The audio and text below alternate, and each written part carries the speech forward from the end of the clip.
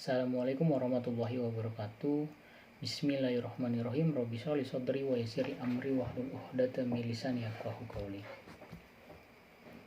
Saya Raka Firdaus Pratama dari pengembangan masyarakat Islam kelas 4C dengan NIM 119 40 105.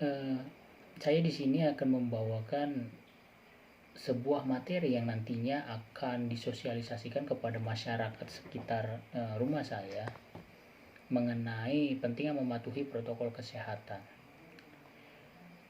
Kita ketahui ya, masyarakat di sekitar kita masih banyak yang tidak peduli atau tidak mematuhi protokol kesehatan, padahal pemerintah Indonesia sudah menganjurkan dan mewajibkan bahwa protokol kesehatan ini harus diterapkan secara disiplin agar rantai persebaran COVID-19 ini bisa terputus gitu.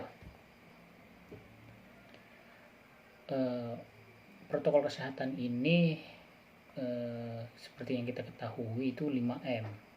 Yang pertama memakai masker, yang kedua mencuci tangan, yang ketiga menjaga jarak, yang keempat itu menjauhi kerumunan, dan yang kelima itu membatasi mobilitas dan interaksi.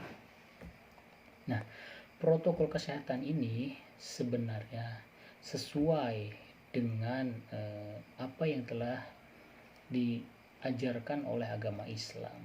Di agama Islam itu mempunyai syariat atau hukum.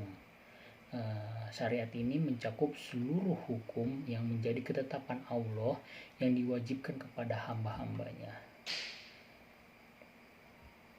Secara umum, syariat ini bermakna mencakup hampir semua kehidupan, aktivitas yang dilakukan oleh umat manusia.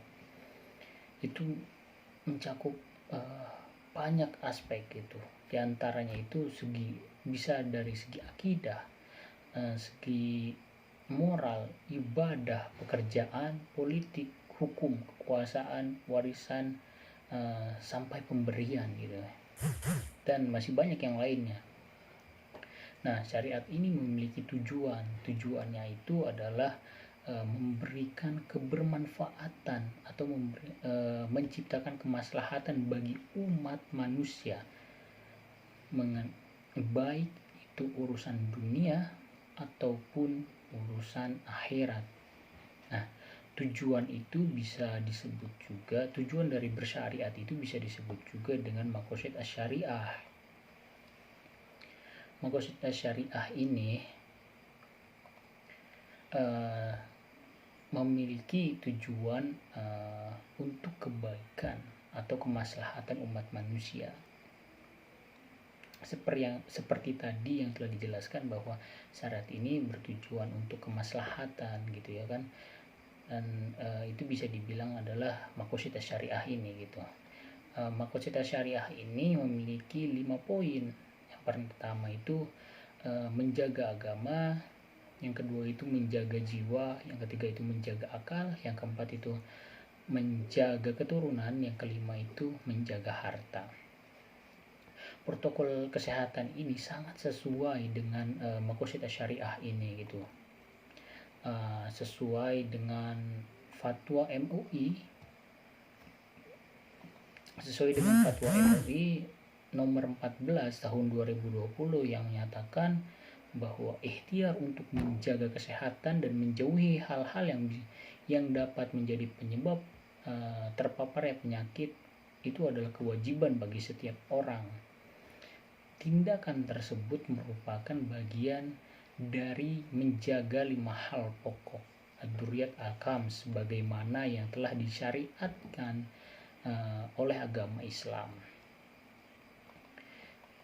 Jadi di Indonesia ini protokol kesehatan ini mempunyai landasan secara agamis gitu ya kan, tadi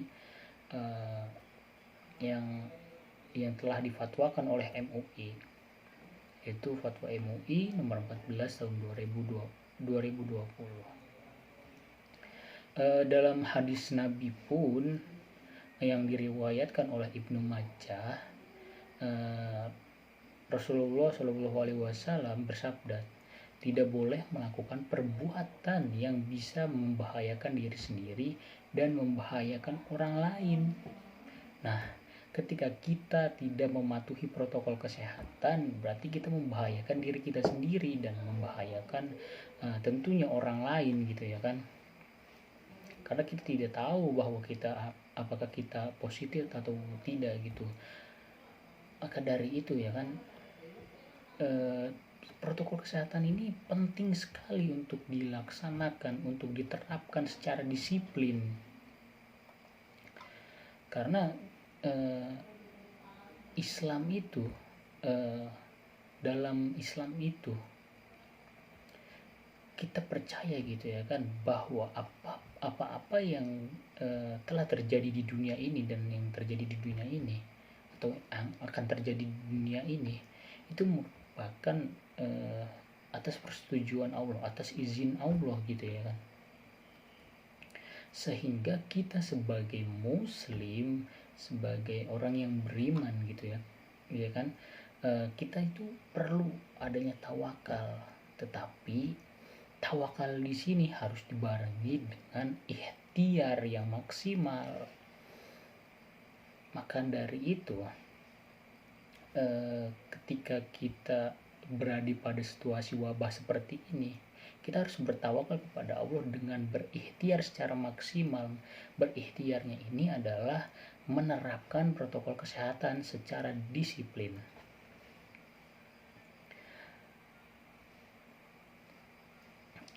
Karena ini dalam surah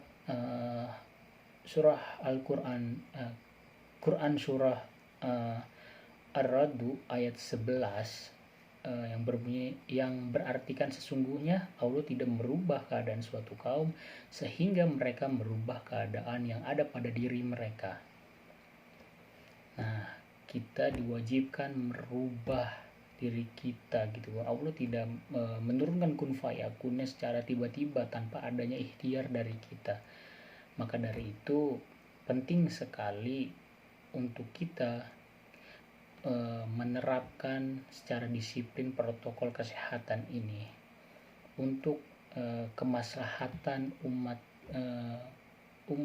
manusia.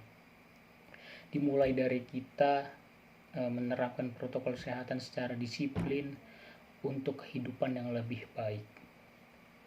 Mungkin itu yang dapat saya sampaikan. Mohon maaf jika banyak kesalahan, karena kesalahan itu datangnya dari saya pribadi sebagai manusia yang tempatnya salah, dan jika ada kebaikan dari apa-apa yang telah saya sampaikan, maka itu mutlak datangnya dari Allah Subhanahu wa taala. Wallahul muwaffiq ila aqwamit thoriq. Wassalamualaikum warahmatullahi wabarakatuh.